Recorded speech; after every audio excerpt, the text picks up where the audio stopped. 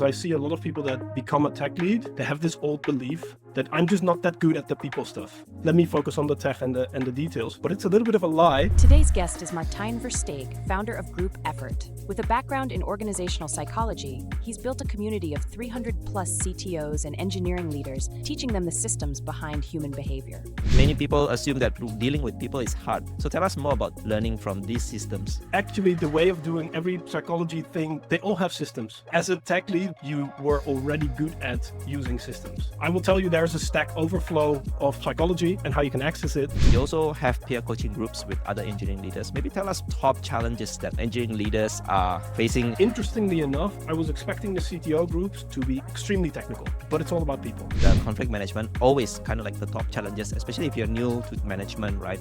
Before you are a leader, it's a pretty good tactic not to get into conflict. But this is one of these transformations we have to go through. Here's the one for bad news. Within 10 seconds, bad news out. If you just skip around the topic, the other person, their bullshit detectors are already bing, bing, bing, bing, bing, bing, bing. Then separate it from the person as much as you can. One other challenge that I find most of the tech leaders cannot let go. No, but it will be quicker if I just do it. If you ever catch yourself thinking that, no, it's always a lie. I had a founder CTO who was struggling with this very much. And at one point he just saw I'm the bottleneck. So his quote was also amazing. And that was, if only I can do it, I should not do it.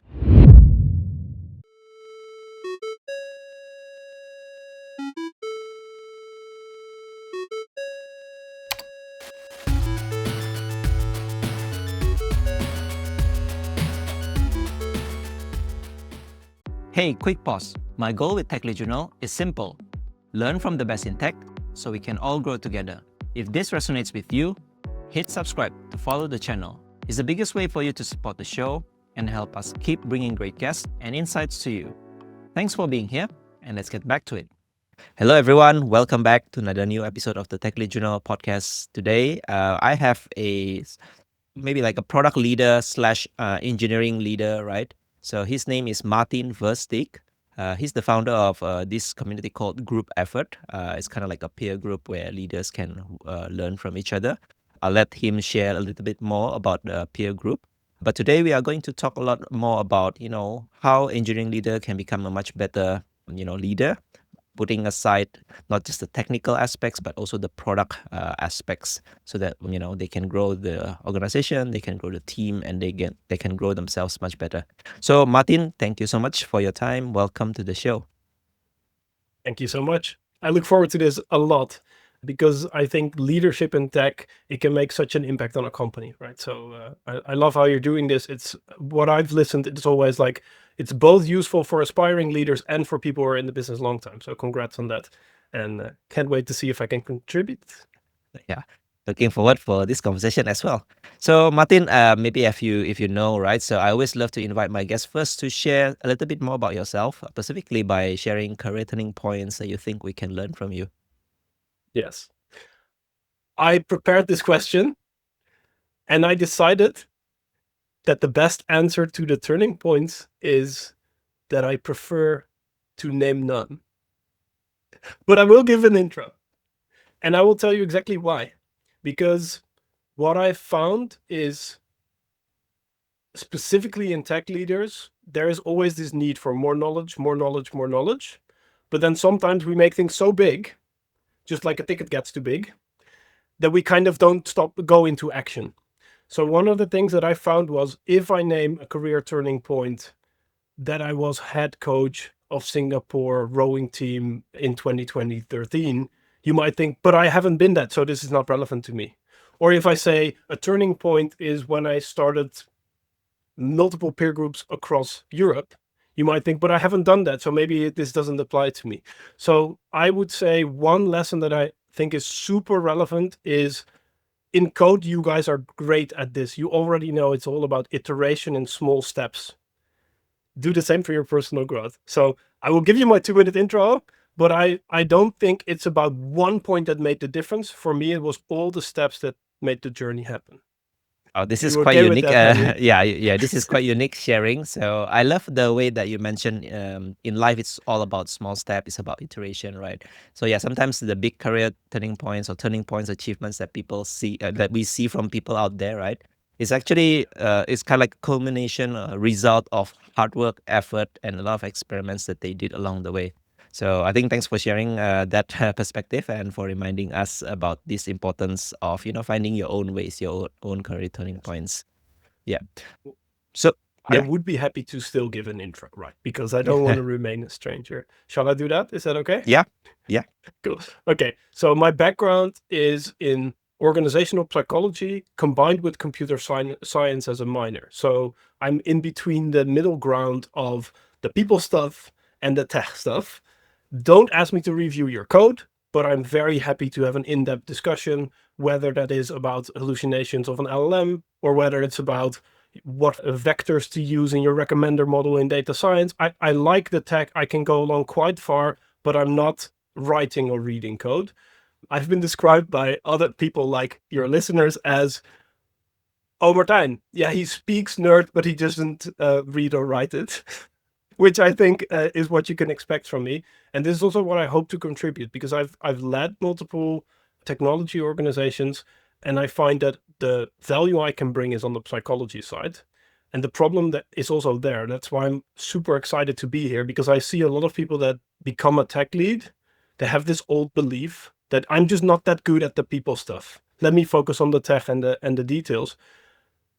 But it's a little bit of a lie, because there is actually the way of doing every psychology thing, people thing right. They all have systems. As a tech lead, whether you're still aspiring or already that for a long time, you were already good at using systems. So I hope that in this talk with Henry, we can talk about systems for handling conflict. I will tell you there's a Stack Overflow of psychology and how you can access it. And I'll try to get you other insights that you can actually use. That's my core goal. So let's try to take it from there. Yeah. Whoa, I like that your background is actually an organization psychologist, right? So because a lot of things we can learn from psychology that can be applied to organization, team building, right, and also leadership. And specifically, just now you mentioned something that I find very interesting, because so many tech leaders, tech practitioners out there, they actually aspire to become a much better person, a much better tech leaders. Maybe growing into a more engineering leaders kind of a position, but they somehow feel stuck, maybe in their mindset, in terms of opportunity or in terms of knowledge. So let's dive deep here first, because you mentioned that this can be learned. There's a system that everyone Yes. can find and learn from them, from those resources, and become better, right? But I think many people assume that dealing with people is hard, dealing with people is abstract, ambiguous. So tell us more about this learning from these systems. Let's do this. So first of all, I'll finish my background, because I didn't do that because I want so much to give value that I sometimes don't shine the spotlight on myself. I had my own education technology startup, scaled it up, sold it after 5 years. Then I started doing groups for tech and product leaders. It started as a group for myself, because I felt like, why am I the only one figuring it out? Which ties perfect into the question that I'm going to answer that Henry just asked. And I also find that after those groups, it was working so great that it became kind of a community. So currently I'm working with, let's say, 300 product and tech leaders across Europe, some of them in conferences, some of them in training, some of them in peer groups, and even some one-on-one coaching, which is very limited now. There I teach these systems. So one of the systems I want to talk about is there's actually a pretty good predictor of human behavior. And I can summarize it in 3 minutes, if you're okay with this. There is only a certain amount of needs, and this transcends culture. There's a couple of needs that every person has. And those needs are, I'll tell them one by one. One is people like to know what's going to happen next. You could call it certainty. You could call it stability. I'll provide a link to a written out version. Then if people know what's going to happen next, what happens if that's the only thing they have? You'll get bored. So we also have a certain need for variety. Then thirdly, if we get variety and stability right, we also all want to grow, or at least perceive we're growing. I'm assuming that you're listening to this podcast to find something, and I'm assuming even for Henry, part of this might be, I want to keep growing, so I'll just interview people. So that's growth. After growth, you have status. It is interestingly enough for everyone in the world, it's a common thing. We like to have a certain amount of status. Some of us are humble and feel pretty okay with a status that is not like that fits in a normal size room. Some, like Elon, needs so much that other people think you are pretty crazy. But it's a need. And then there is the need for connection. We want to relate to others. And the last need is giving. That's why it feels so good to teach a junior how to do code better. So all of these are steered by just two things. And I'm hoping to discuss this in depth after, but I just wanted to give the whole model. It's a subjective scale. It is a model. I can get more stability and less stability, but my experience could be rated from a 0 to a 10. Thing is, even if Henry and me compare, maybe my 10 is Henry's 5, or the other way around. So this model works when you ask the perspective of the person you're testing this with. You can ask, where are you? What is your current experience? How stable do you feel? How much variety do you experience? How much growth? How much status? How much connection? How much giving? I found this, I started using this very intensively around COVID when I was an agile coach for a company that just said, keep our people. That's the most important, take care of my people. And we used this, and it was a pretty good predictor. If 3 of these went to a 5 or lower, people started looking for a job. So this is a model that explains most every behavior. And I would say your experience of one of these needs going down, you could call that very, very simplified pain. All negative feelings, that is, it's going back. If it's going up, that feels like pleasure, meaning all positive emotions. Now, 3 more things, and you have a pretty grasp of basic behavior for humans. 1, we do more to avoid pain than to gain pleasure. Sometimes we want to read, right? I have a bookcase to my right. There's a lot of people that buy these books and then don't read them, right? Because the pain of taking the time to read it is more real to us than the pleasure of getting the book done. That's number 1. Number 2, short term is more real to us than long term. It's so much easier to focus on what is at hand, whether that be that one bug that you focus on because you don't want to have that strategic discussion at this moment, or whether it is you wanting to be in great shape, being able to run 10 marathons. Congrats, Henry. Even if you say you want to have the body to run 10 marathons, it's tempting to take the apple pie. Why? Because the apple pie of now is more real to us than the 42 kilometers a month or 2 months or 3 months from now. We do more to avoid pain than to gain pleasure. And we have short term is more real to us than long term. Now, this altogether is a pretty good explanation of people's behavior. So there is a system, and I just wanted to give you this one. I'll make sure there's a written out one on my website, which we can link to in the show notes. But I just wanted to start there, and I hope Henry will try to break it for me, because that's the biggest honor you could do this. Wow, thank you for sharing. I feel so many things that we can peel from these so-called concepts, right? How do you predict people's behavior? How do you predict, maybe the team dynamics, right? How people behave within organizations. So maybe let's try to, go one by one. So I think you mentioned about the so-called 5 things that people kind of like crave. The first is like certainty. Yes, we kind of like want to know the future, maybe not so far ahead future, but at least tomorrow, next week, next year, and so on and so forth. Then we want to have variety. That's why we all have different options, different tools, different frameworks, different tech stack, and all that. We want to grow. We want to learn from our craft, our career, not just doing the same thing. We want a status at some point in time, right? Maybe a career ladder, maybe in your community, whatever that is, right? Or maybe social media these days. You want to feel connected with other people, creating the networks, and also giving at the end, like servicing to others. How does someone actually use this different needs? I would say like different needs, human parts, right? How does they use it in their, I don't know, day-to-day life or career, or even in leadership, right? So tell us more about this. I love that you're immediately asking me for the tactical. So we have the knowledge now, and that is fantastic. You can use this in 2 ways. 1, you can self-assess this, because it will make it easier for yourself to understand your own behavior. How do I currently experience stability? Is it terrible being 1 and awesome being 10. So you could do that, but you can also do this when you are a tech lead for your devs, because it is actually a great question to ask. It also gives them a one-on-one that is less like vague, right? Why are we having this one-on-one about my feelings? I just want to talk about code, right? But if you make it concrete, I see most devs, even our friends that are like hesitant to even accept any one-on-ones, they like a system. Oh, this has nice boxes, right? But you will get a pretty good indication, and you'd be surprised what you learn.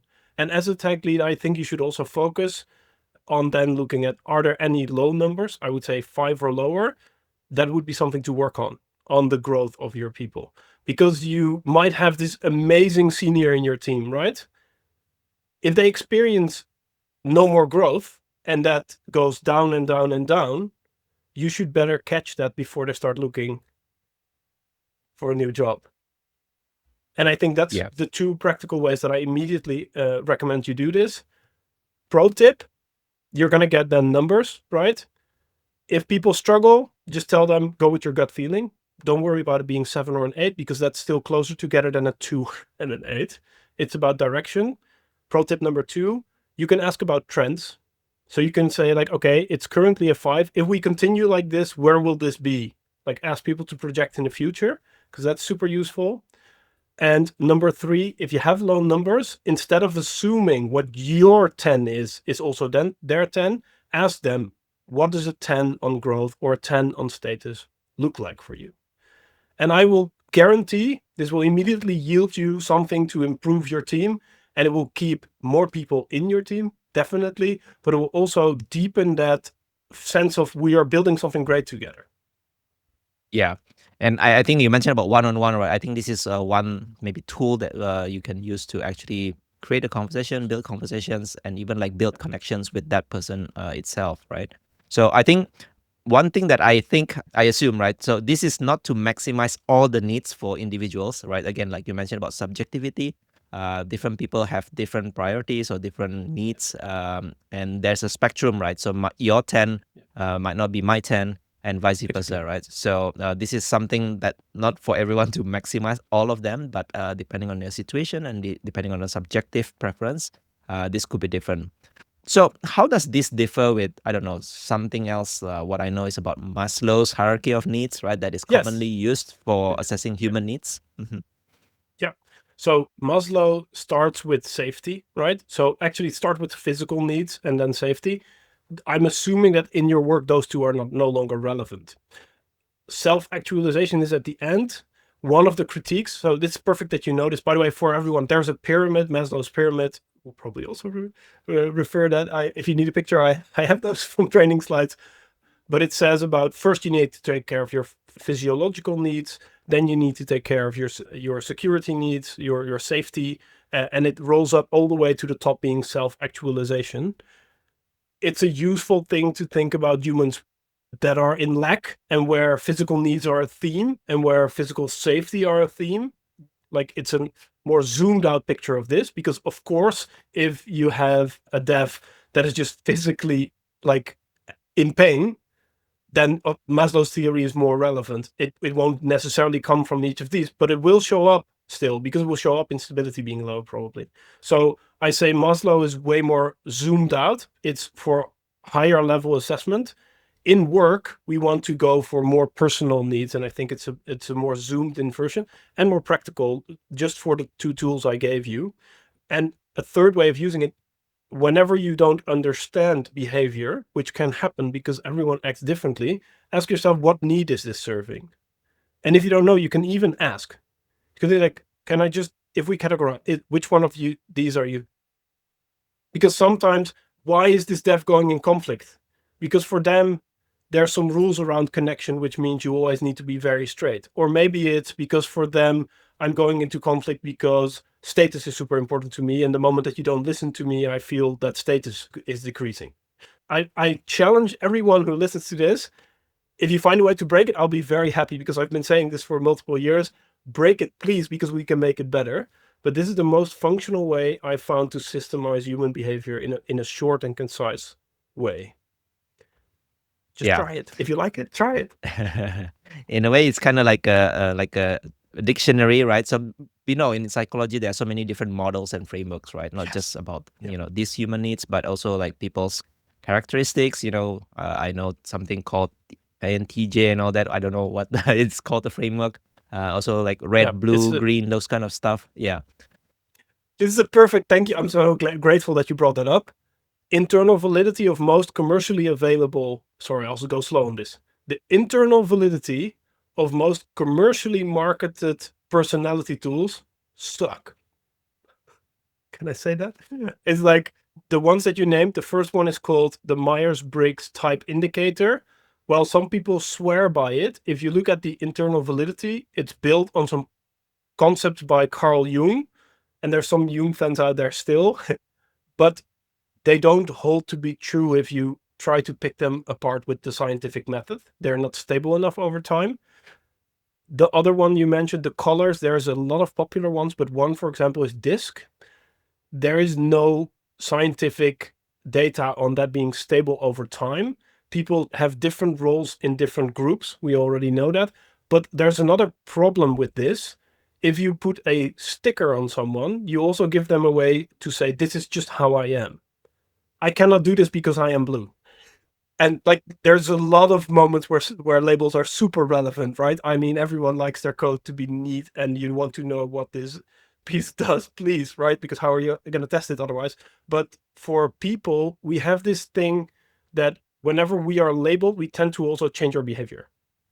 Yeah, I think that somehow feels true. So especially if something that doesn't really resonate with your, I don't know, like your value, your habit, your background, culture, and all that, right? So I think, all models, it's good for us to be aware of, maybe use it for our advantage. But one thing for sure, I don't think all of them is 100% accurate. So I think it depends on how you use it and what kind of purpose. And I think one critical aspect that this is also I learned from my experience is not good for leaders to use this to compartmentalize people or to put labels on people and assume that they won't change. Because what I understand, at least from me as well, I tend to change over time depending on the, again, like experience, situations, new knowledge that comes in and all that. So thanks for highlighting that. The beauty of what you just said is that's why I don't believe in personality labeling, because personality, that assumes that personality is stable over time, which if you zoom out to a big enough population is true, because most people don't change. But I think if you're listening to a podcast, you are already looking for growth, right?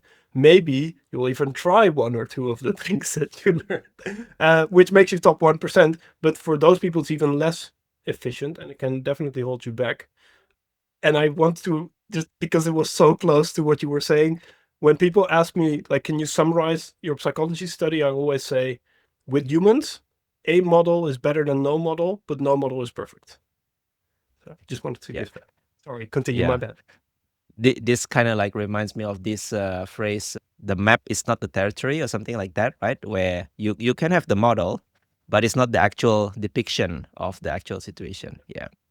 So one thing that I find very interesting, you mentioned about this, which I relate very closely with personal growth, right? You mentioned people want to avoid pain as much as, seeking more pleasure. That's the first thing. And the second one is the short term is something that is more prioritized for people rather than the long term. So I find these are very good indicators for people to always put in their back of the mind in order for them to grow, right? So tell us, how do you use these two psychological insights, I would say, maybe, for people to actually, improve themselves? Good. So you can actually manipulate or change. Manipulate sounds like you're doing something negative, but you can change what you personally, I'm now starting with yourself, by the way. You can change what you relate to something. Let's start with the short term versus long term. The way you change that is to show your brain, which is just a survival mechanism. So it's just set on the now to survive. If you look like very primal, that's how it works. In coaching, for example, I would just pull the future to the now, because our brain is a beautiful viewing screen. We have a fantasy. And even if you're saying, I'm super logical, I don't have, well, close your eyes. And what is my skin color? How do you know, right? It is something you can remember. It is what our brain does. What is interesting about that is you can tell someone, you can say like, okay, about the apple pie. Let's make it not about tech. Let's make it about health for a second. a person says, I have really hard time withstanding the apple pie and I want to get more fit. I would ask them, can you imagine yourself keeping in that direction? What would you look like in 5 years? Imagine how that feels and how that looks. What would happen in 10? What would happen in 20? And the strange thing is, it's the emotion that is there that will change your mind on this. So you can do this for yourself. If you have behaviors you haven't been able to change, like, for example, I know a lot of tech leads are, I'm just super stressed out about bad news conversations, telling my dev that they're not good enough, or telling them no when they ask for a raise. So I'd rather just escalate it one level up, right? This is a very common theme for I see recognition.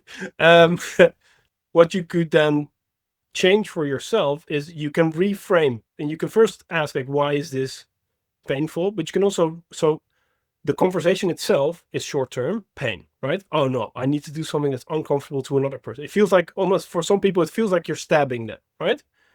But if you go long-term, say, if I don't say this now to this person, what am I taking away from them? So not what I'm taking away now, but what am I taking away long-term? And I'm not saying be indelicate, right? But if a developer is underperforming in any front, not saying it in the long term will provide the whole universe with more pain. That person, you, everyone will get more pain in the long run. So sometimes it's just a matter of you change your mind by asking, what does this mean long term? And the safe thing about that question is it's still you answering it. So you're not, even if you ask this of a person, it's their future. So I feel very safe. Let's say someone else comes to me and they say, like, well, I have a hard time changing this. If I ask, like, what happens long term, I'm not steering them their behavior, right? I'm not telling them this is how you need to change your behavior. I'm just helping them make the long term more real. And I think this is another one is procrastination, right? Procrastination, it's just that doing the work is more painful to us than not doing the work. And at one point it reverses if you have a deadline, right? Then it's like, I'm gonna do it now. And then like 2 hours before deadline, you go crazy and you do it. That's another one of these. You could ask for yourself, like, what would be the pleasure of actually doing it now? What is the pain that I might not get if I do it now? The last minute stress. So I think oftentimes the questions, and I'll note a couple down as well, because I don't want people to feel they have to remember everything now, but there's like 4 or 5 questions you can use to, like, it's almost like zooming out of behavior. And the beauty of this, what I like about it, is it's always the person with the behavior making the choice. It's never you dictating what someone else should do, because I think that's giving advice, and that's not always the way to go, specifically when it's about personal behavior. So Yeah. I hope that was a useful answer. Yeah, definitely. So I think it's all about reframing. How do you see, pain versus pleasure, short term versus long term?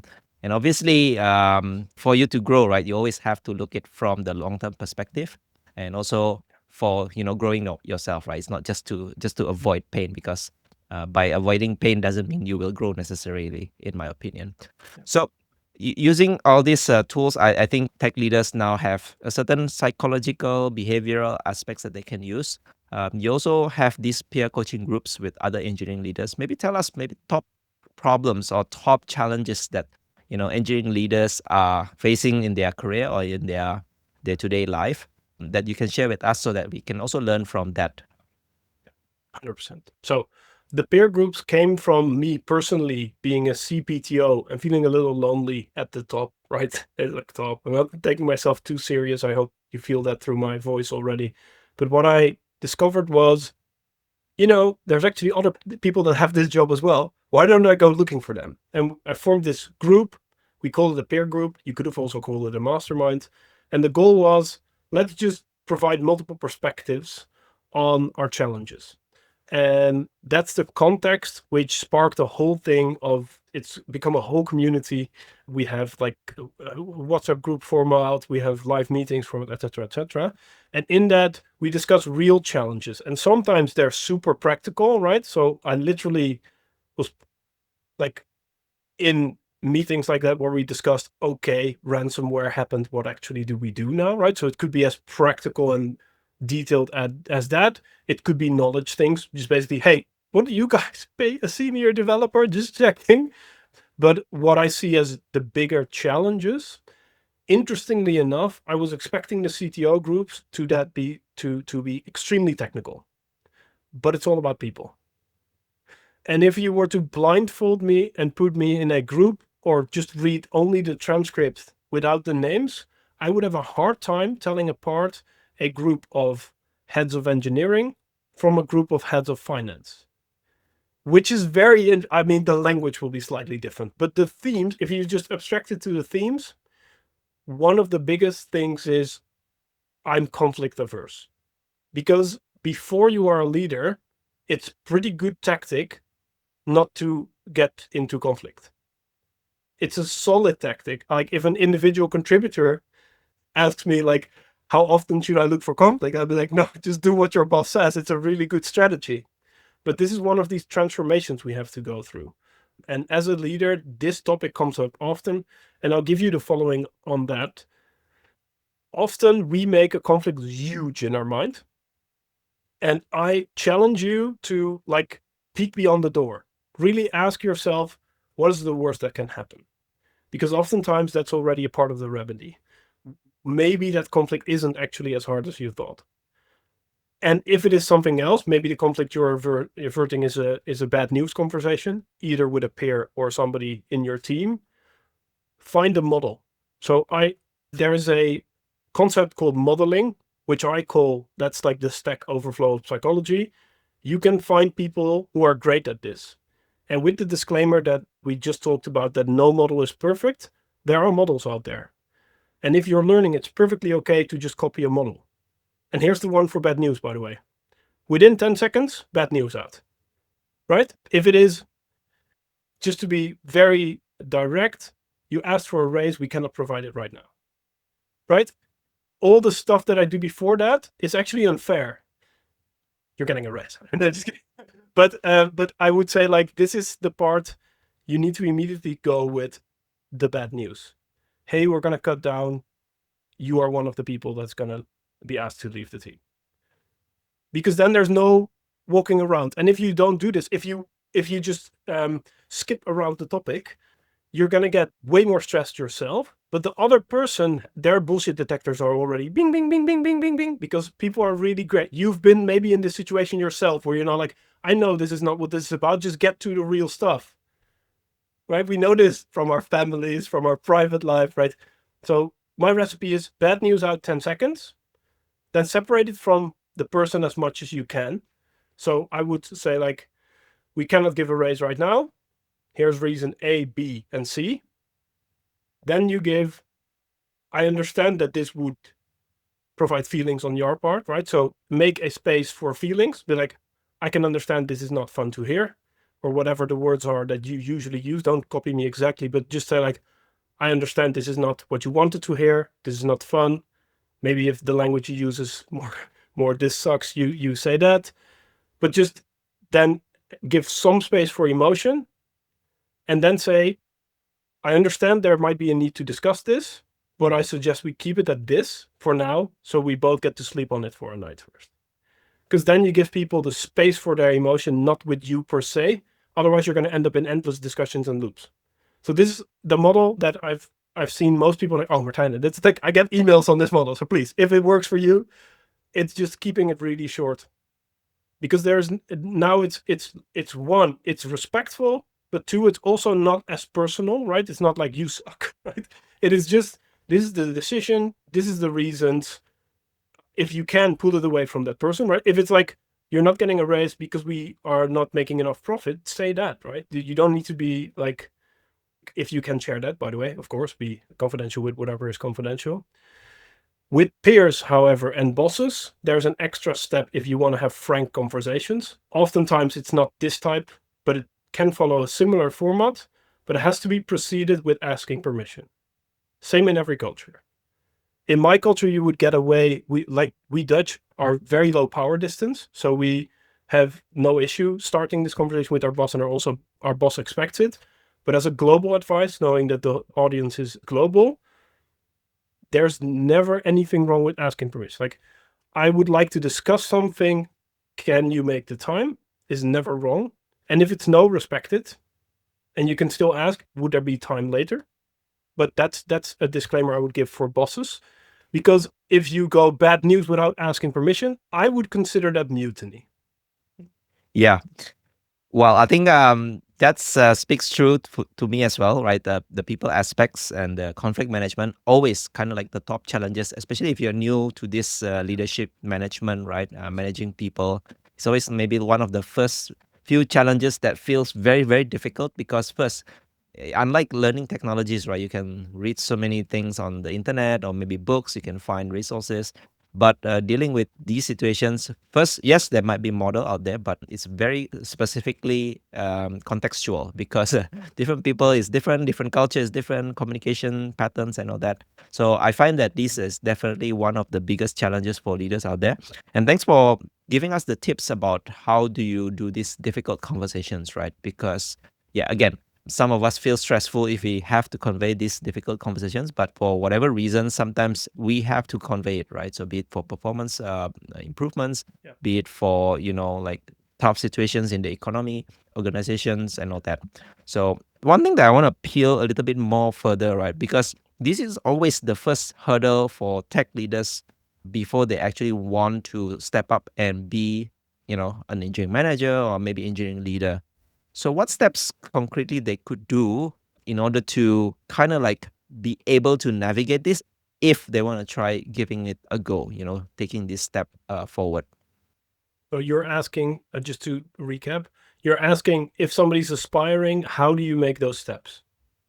Yeah, how do you Is learn that these correct? people aspect and also conflict management, right? Because like tech leaders, we always work with code, we always work with specifications, and that's about it. Kind of like Yes. less involved in those two Yes. aspects. It's a lot with what I would immediately say is if you want to make a career step, you look for extra responsibility and you ask if you can get that. So it's again a permission thing. I'm pretty heavy on permission because I think that is very useful. And also take the no's as okay, but also not as permanent, right? I meet people who said like, I would like to become an engineering leader, and then they get a no, and maybe they get some reasons, and then they never ask ever again. And I speak to them 6 years later. And I would say if there is a no, it's almost always valid, maybe not the right timing, but it's always valid to ask what are the reasons and work on that in a small way. And maybe even ask like, can I get a little like help in growing this? Or can I get a little project where I can practice this? So as long as you do that, you can ask again. Give it a reasonable time. You will feel out what it is. But I would go like, it's about ownership. And the other part is all the people things, it comes down to communication. And I think that is not something you can learn from a book. It's something you do by practicing. And one advice that I personally got recently from somebody that was coming in for my podcast, he said, if I could give people one action, it was find the person that you have the hardest time connecting with in your company and go for a coffee with the intention to learn and listen, not to push anything. But that, I think it's a pretty wise advice. If that relationship is totally broken, of course, right? Don't overdo this. You can do one little less, right? But I think going out of your bubble is great. And I think as an aspiring tech leader, the more you go outside the bubble of code, it will be a very fun stretch for you, but it will also improve the value because in the end, you're in a business. There is sales, there's marketing, and you might currently think, I just like all of that. My thing is, I have found that most of the times when I dislike or am uninterested in something, I don't know enough about it. So I'll pull a book from my bookcase right now. I thought molds and mushrooms were incredibly boring. And then I read a whole book on it, and it's great. It's a fantastic world. And I would say, like, developers know this rabbit hole concept, right? You go down a rabbit hole, whether you're a mod for a certain game, right? Or whether you just went extremely deep into this obscure framework because it was somewhere in your old code. You probably get more appreciation when you dive deeper. I recommend you do it outside of tech as well. And the first I would recommend you start is anything related to money and profit, because in the end, most everyone is working for a business. There's also people working for a government. There it works a little bit differently, but that's the fuel of that vehicle, right? So yes, you are the one building the vehicle, but realize that that's the synergy between the two. If the fuel runs out, you could have built the best thing ever. It's still a problem, or no bueno is a good summary. Right. So- So yeah, I think learning outside of tech is definitely very important, right? And communication. So I think when you step up as a leader, as a manager, right, you need to communicate. You cannot just, maybe chat only through, Slack or something like that. You need to communicate. You need to somehow make a sense of the situation, maybe from people's behavior, habit, communication patterns. So all this you need to learn, right? You need to maybe pick up a book or go into peer group, mastermind, those kind of things, and always pick Yes, curiosity. 100%. I think like just to have interest in this kind of subject, in this kind of a knowledge, so that you can get equipped once you step up on the role, right? One other challenge that I find most of the tech leaders, because we come from like a very deep hands-on, right? We sometimes can be a very good IC, but obviously stepping up as a leader, as a manager, we need to let other people be in the limelight, so to speak, right? And this is also another challenge that I feel many people cannot let go. They still feel itchy to, I don't know, do the hands-on coding or be the person to decide on anything very important like architecture, system design, and all that. So how do you advise people to start, taking off this mindset? I have a story, because I take personally a lot of inspiration from nature. First disclaimer about the story: if you want to get great at communication, people are always like, Martijn, you have so many stories, and you're quite advanced in your use of language and levels of abstraction. That I get from reading fiction, actually. Not necessarily. So people often focus, I see a lot of people start focusing on the businessy sides, right? And I love those, like I have a bookcase full. But the storytelling, which is really relevant, because somehow, I'll give you this as well. In most businesses and most professional relationships, logic is overused and emotion is underused. And the thing is, I haven't seen logic change many people's minds. So that's why with the how do you let go, I will then answer with a story. And it's the story of the vanilla orchid. A vanilla orchid starts as a seed and it falls very deeply onto the ground of the jungle. There it sprouts. It's a viney plant, and it uses its ground roots actually to crawl a little bit. It's really cool. It finds a young jungle tree and it crawls up into the jungle tree, and it like hitches a ride, and it stretches and stretches and stretches, and it keeps its roots that were so important in the soil. But at one point it runs into a little thing called a scaling problem, or actually physics, because since it is a leafy plant, it doesn't have the physics to actually push up water high enough. And the canopy of the leaves of the jungle are sometimes 30 meters, sometimes even 60 meters high. I can't believe it, but that's the real number. So the orchid has a problem, and it solves it in the most elegant way you can imagine. It drops its ground roots. It lets go. And then it forms new aerial roots. And to me, that is the perfect descriptor of, in order to grow, you need to let things go.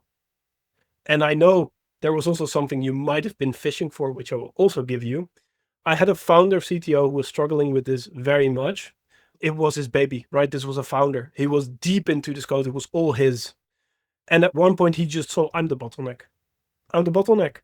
And know that if you're not going to let things go, you are going to become the bottleneck. So his quote was also amazing. And that was, if only I can do it, I should not do it. Pair program, yes, right? Teach, yes. But you cannot be the sole owner. Some people use that as a tactic, right? I've seen developers, or maybe then they come to architects like, I'm the only one who knows this old code, so they can never let go of me. But that will make you sour. I will tell you that. I think a lot of businesses and companies talk about value, and I think it's interesting how we never talk about virtue. And I think for yourself, the virtue is what gives you, like, I have not seen a developer that used that strategy to become unmissable that didn't turn sour in the end. It's very interesting. Wow. Thank you for sharing such a very unique science knowledge, right? I didn't know about the vanilla orchid, definitely. It's cool, right? Yeah. Yeah, Yes. yeah. But I think it's kind of like very insightful because for it to grow to the next level, right, you need to let go the one of the most important thing for itself, right, which is the root, how it grew in the Yes. first place, right? So I feel this is the same thing for leaders out there, right? You cannot just be Yeah. good in being an IC, writing the code, but you have to grow in some other aspects that where you can grow your roots as well, right? So I think that's a very good, I don't know, analogy from science. So I think that's thanks for sharing that. And about that story of the CTO, I think that phrasing is kind of like important as well, I find. So if only I can do it, I should not do it. I really love that. And I think for leaders out there who feels that you have too much to do, you are the bottleneck, you have too much knowledge in your head, I think this phrase can be kind of like a mantra for you to decide whether you should be the one doing it or it's time for you to let go and teach other people. And there, your brain might immediately go, no, but it will be quicker if I just do it. If you ever catch yourself thinking that, no, it's always a lie. Because again, that's the short-term brain. Circling all the way back, right? The short-term brain says, no, but I know how these permissions work. Let me just quickly, right? No, no. It's the long-term solution.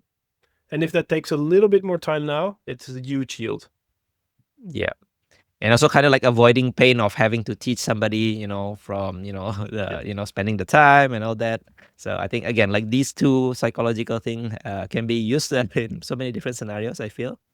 Fantastic. One other aspect that I feel tech leaders, engineering leaders kind of like have the challenge is actually to put their product thinking mindset, right? Because they're all Yes. into the tech, Love they're all into the geeky aspect of, building the code, building the systems, deploying it, how fantastic the, the tech stack and all that. But actually, product thinking mindset is actually equally important, if not more important these days, because I can see so many people already start thinking about CPTO, CTPO, not just having technology itself, but actually having the product together as well. So tell us about this challenge. What do you see in your peer group, and how can someone improve? So everyone will recognize, but the requirements weren't clear enough, right? That to me is like a red flag, like not even yellow, red, because that means that you are focusing on features. And in product, we talk about this thing called a feature factory. What I think is the moment that you are focusing on requirements, you have a big problem, because doesn't matter how fantastic your, what shall we call it, PBI, or was it product backlog item, or feature, or what is it called in the other ticket, or whatever system you use, it will always be a representation of something bigger. Like, let's talk about documentation for a second. Documentation is like a holiday picture of someone else. So let's say I now pull up my Photos app and show Henry a random holiday picture and just say, like, now go have fun in Valencia, and do exactly that. He'll be like, what? I don't understand. But the documentation is not there to show you everything. I understand that you feel, no, but I need to produce as much as possible, so I'll focus on what is given to me. If you want to be excellent, you figure out what this holiday picture is about. So the product mindset that you can also have as a tech person, even an IC, is to understand why. Why are we doing this? Because it is also you that is able to innovate better than anyone else, because you're so close to the tech. It is your downfall if you focus only on that. It is your biggest gift if you leverage it. I've heard a story which is beautiful. Here in the Netherlands, we have a marketplace for secondhand stuff. Let's call it the Dutch Craigslist, because most people from pop culture are familiar with Craigslist. There was a head of product working there, and he actually took the time to investigate what is the real problem we're solving here. Because if you're listening to users, they'll say, your filters suck. And before you know it, you have 20,000 tickets on better filters, right? But he was talking to users, really smart, by the way. And he figured out, he said, no, the actual thing is, I have a thing in my hand and I want to sell it. And he made this vision type, like an animated thing of a concept. This was way before like any AI, etc. Like computer vision was just starting to be a thing. And he made this concept animation of what if a customer could just point their phone and it would immediately recognize it. And then that would be listed automatically, taking away all the pain for the customer to have to type and find the right category and blah, blah, blah, blah, blah. All the requirement unclear stuff. When they showed that to the devs got it. And one of them over the weekend with a new computer vision tool said something like this. And there was a pretty solid recognition thing just running because no one in the rest of the company knew this was technically possible. You might know. So I challenge you, if you really want to also, this is super enjoyable, right? Because you're then no longer a ticket producer, right? But you're becoming a value adder. And I think it's incredibly cool. So I would also ask it more importantly, of course, the details are important and specifications are relevant. But I think if we go all the way back to the concept of the Agile Manifesto, by the way, if you're doing Scrum, but you haven't visited the website of the Agile Manifesto, I'm surprised how often I find that. Just go to agilemanifesto.org. It says working solutions over comprehensive documentation. That part, if you want to do that well, you need to broaden your view. So I think that's the product part. Of course, there's a product owner, manager, etc. that can help you. But I would highly recommend if you can include that in your technical skills, it will be more fun, even as an IC, but it will be incredibly helpful in your career. Even if it's not going to be your job, right? You still have a product owner or manager that talks to customers and comes up with the list. Maybe at one point you say like, hey, when you decide that this is going on the roadmap, can I join with one of these calls to customers? It will be unexpected, but you will learn so much because you know what is technically possible. So the product part in tech leaders, that's like one, incredibly fun, but two, that's like where your company really goes crazy. And it's interesting, by the way, how I mapped this to the dead agile, right? Yeah, so I find every engineers out there, right? You need to have this product mindset, right? Some people actually already calling this role product engineers, right? And especially with the, the advancement of AI, right? Writing code might not be the pure bottleneck anymore, right? So it's more about, solving the problems, understanding the why, and also so many other different aspects, right? And I think the interest of the domain is also something that you need to pick up, right? Because you could just think that waiting for requirements is one thing that you do, but I think understanding the domain could actually pick a lot of, new innovation. I spoke with Matti Kagan a long time ago. He's saying that if your developers are just producing code, I think you kind of like underutilize them. So I think, because engineers know the different possibilities for what technology can offer to do things. So I think this is very important sharing for you. Speaking about AI, right? So I think it might be a miss if we don't talk about AI in an episode these days. So I saw one of your recent LinkedIn posts about AI, which I find very interesting that we can discuss, right? You're saying that the direction we are going with AI is actually going to the wrong direction. So tell us what's leading you to this opinion? So I think where we are right now, if we zoom out all the way, right? We are going to look at this time before digital hygiene, right? Physical hygiene we have down. Almost everyone in the world knows you separate poop water from drinking water. You wash your hands, you take showers, like basic hygiene, even though we're still teaching some like minor groups, it's doing pretty well. Digital hygiene, and including with that mental and AI hygiene, is a big topic. And I think one of the problems is we can learn from history, right? Because at the time of industrialism, we had the entrepreneurs were going crazy. This is going to change the world. Hey, wait, that's Sam Altman. This is going to revolutionize. We never have to do these menial tasks anymore. Hey, that's Elon, right? So I think there's parallels because these were great inventions, And I wouldn't say it would be better if we didn't have them, but they were absolutely polluting the river at the same time. The river at this moment is our mind, I believe. Currently, one of the things that I'm seriously worried about is I watched the video that I linked on that post, so you can find it on my LinkedIn, by The Healthy Gamer. I'm very interested in psychology. I'm nerdy, so of course I'll land at The Healthy Gamer. He cites the first research that has now found that use of AI can actually induce psychosis in healthy adults. That means not in people that are already have a tendency for it, because we know for some substances, for example, there are some drugs and even certain qualities of alcohol that can induce psychosis in people who have a tendency for it, but this can induce it in healthy adults. Well, if that isn't polluting the river, right, do we want to risk this happening without any guardrails for our teams? So I don't say don't use it. I say we need kind of guardrails. I called it for now the AI manifesto. I will spend the first attempt on my next conference in March on this. I'll publish it as well by that time. But maybe it's not a manifesto. I think it's going to be more like hygiene. There are certain tasks that it's, and by the way, it's so easy to say the word AI, but I really want to really make clear that let's talk about LLMs right now, because this was about LLMs. Large language models have some structural problems. There is quite some discussion between the experts on whether throwing more capacity at it will get rid of hallucinations. The problem with hallucinations, I need to just differentiate between a human hallucination and a LLM hallucination.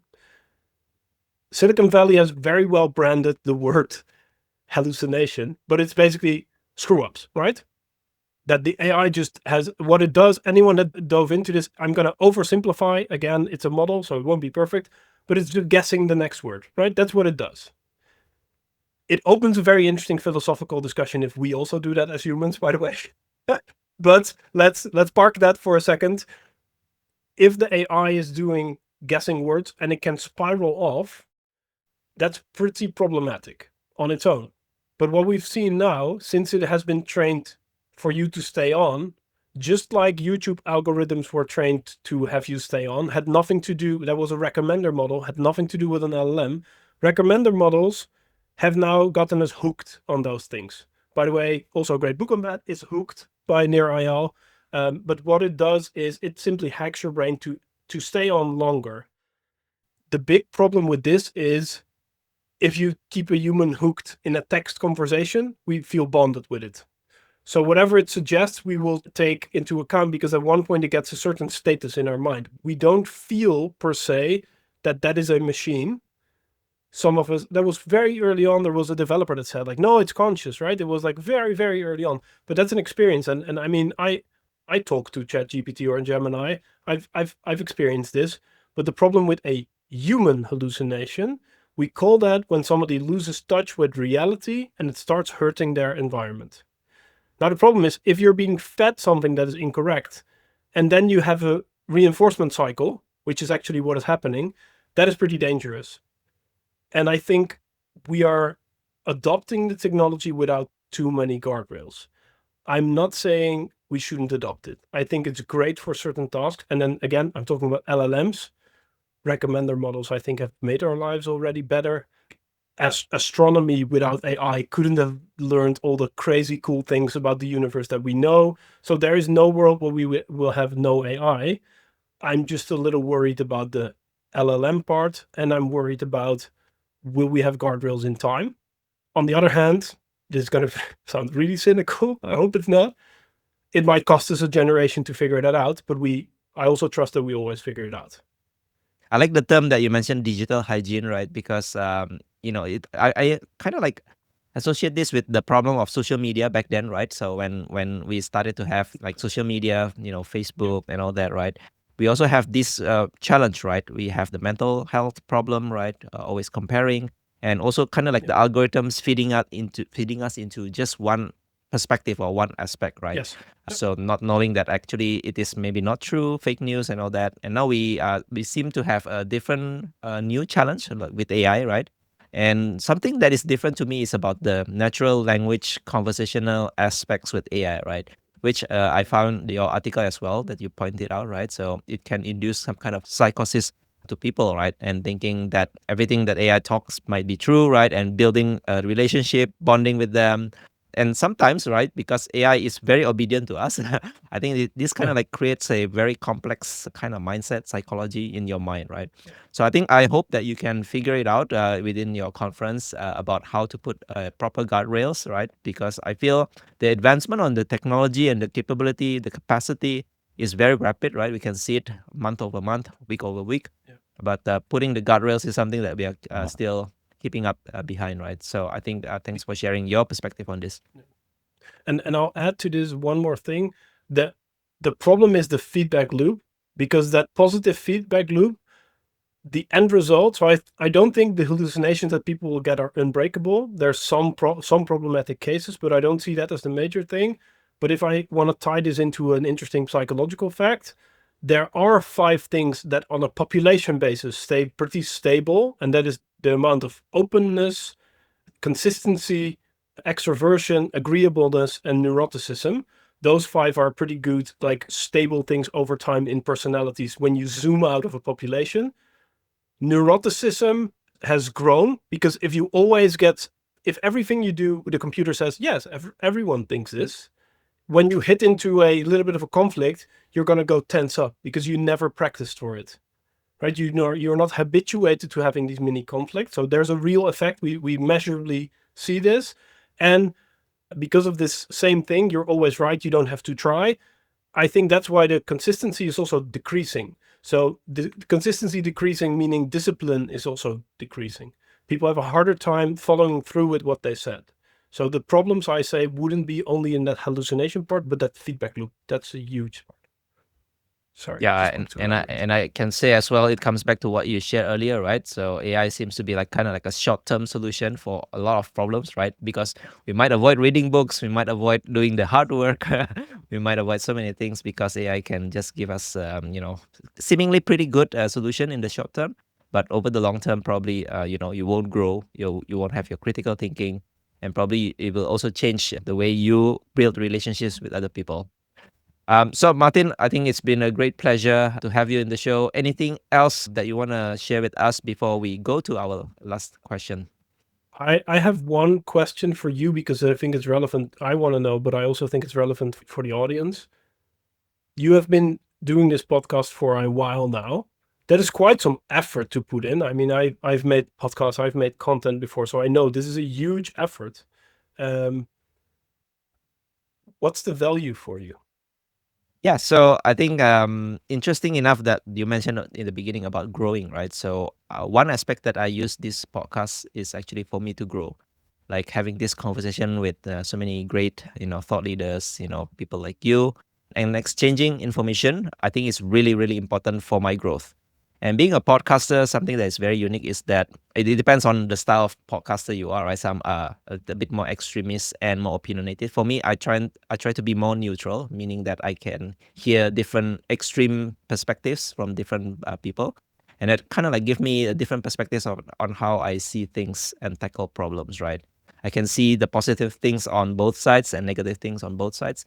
And that's how I use it to actually grow myself, right? And I can share it with other people as well. So far, the community of listeners that who feel benefited from the sharing that I do. That's also one need that I feel very good for me, which is to serve others, right?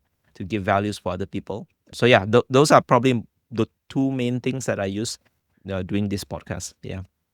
If there would have been less effort and you could have gotten a summary of all the episodes without the work, do you think it would have been the same value?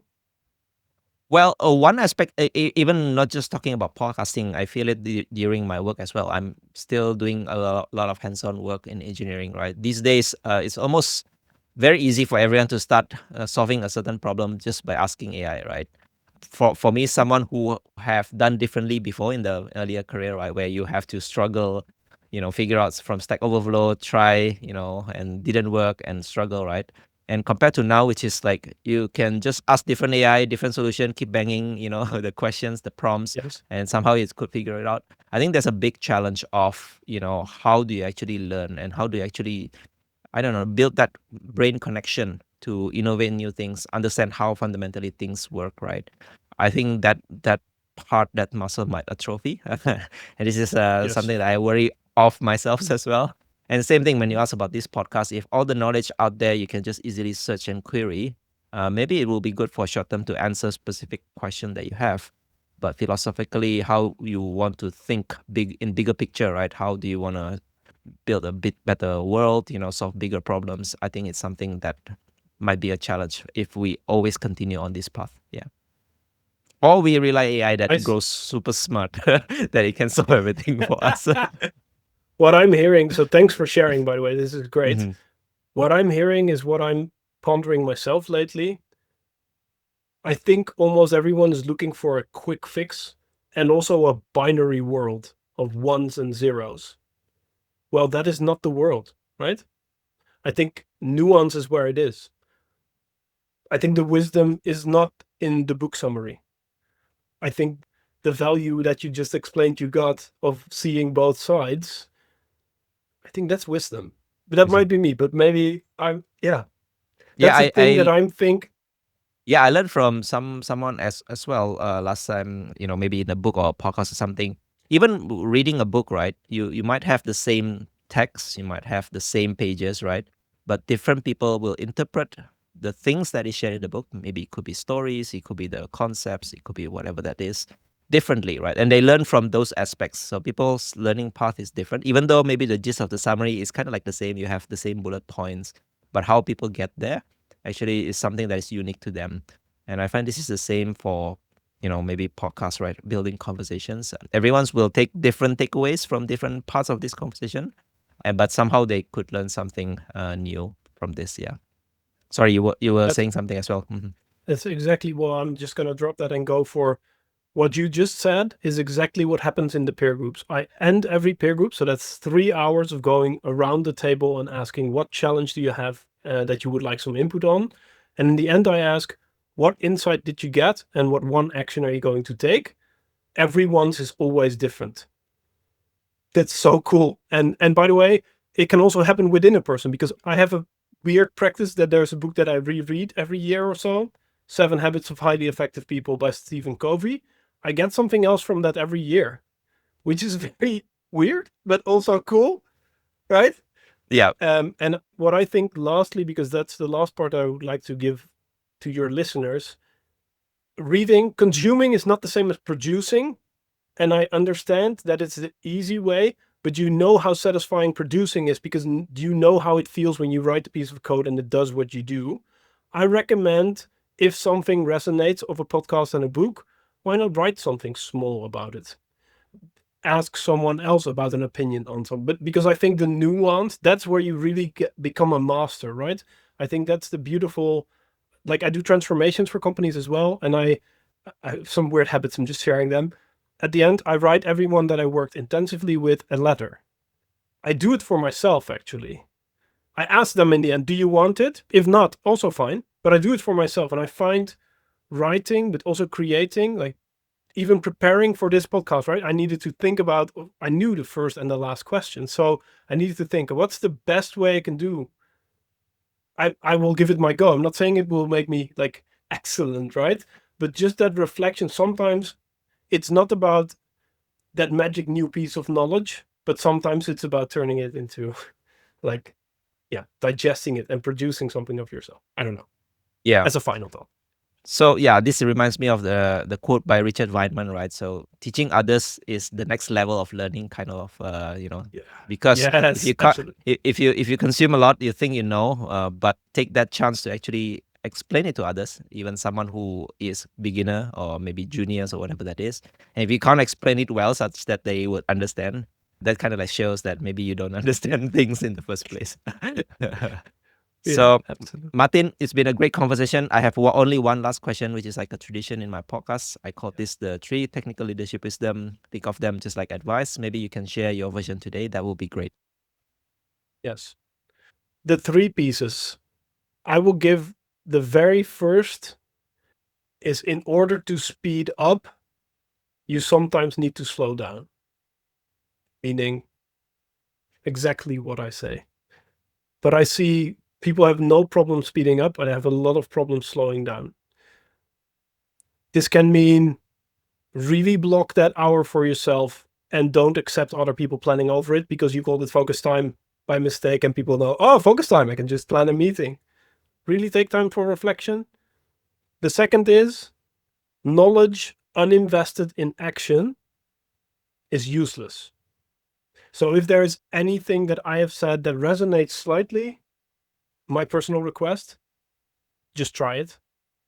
And if it doesn't work or does work, you will learn something. And in both cases, let me know because that's fucking cool.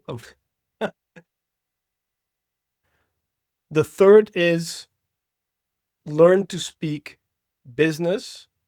And if it is not interesting to you, you might not know enough about it yet. Cool. I think those are really powerful sharing that you just gave to us, right? I really love the kind of like the second one, right? So you have all the knowledge, you have listened to a lot of podcasts, reading a lot of books, but if you never take the action, actually it's kind of like useless in the end. So Martin, if people... Can I give you... Oh, sorry. Yeah, go ahead. Can I give you the story that made this land by me? Because I love telling stories. I was rowing competitively when I was still before my studies. And at one point I was coaching competitively. I've lived in Singapore for a year being the national head coach. So I was like fit all the time. Until one point when I stopped rowing competitively, but I kept eating like I was still rowing competitively. And I got pretty fat. Now that happens. And at one point I said to myself, I'm 20 something, I don't know, 24. So I need to lose this weight. So I moved more and I lost that weight. And being a 20 something year old, non-polished, let's call it, maybe this is also a little bit Dutch, but I was very impolitely, loudly calling a friend on the phone while in the tram in Amsterdam saying, yeah, I lost all this weight. I regret that part of the story, but there was a lesson there that was fantastic because opposite of me, there was a person that could not fit in the seat, like hugely obese, which was taking an interest into this story of me losing 20 kilograms. And when I hung up, she asked, did I just hear that you lost over 20 kilograms? And I said, very proud. Yeah. Can you tell me how you did it? I said, well, I started eating less and moving more. And she went like this, and this is the lesson. Oh man, I hoped you would have the magic formula. Wow, that's a very powerful story. It's kind of like, I think it's a good reflection for us. I think most of us know kind of like the solutions, the answers. You know, we have the internet, we have the books, with resources available to us. If only we could just pick a small part of those, take an action, experiment, do small things and iterate and improve your lives. I think that would be, that will bring us to somewhere that probably we'll never know before, and hopefully to the positive side of your life.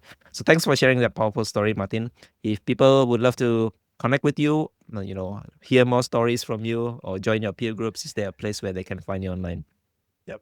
So first, I have a little gift. I have a free training on taking action because it's easy to say, but then how do you do it? On my website, groupeffort.nl/action, there's a free training on action. It's 4 times 5 minutes. It's just quick, but it will help you if you're like, okay, but where do I begin? So that's a little gift. If you want to stay in touch, I have a newsletter, groupeffort.nl/newsletter. Also not that hard.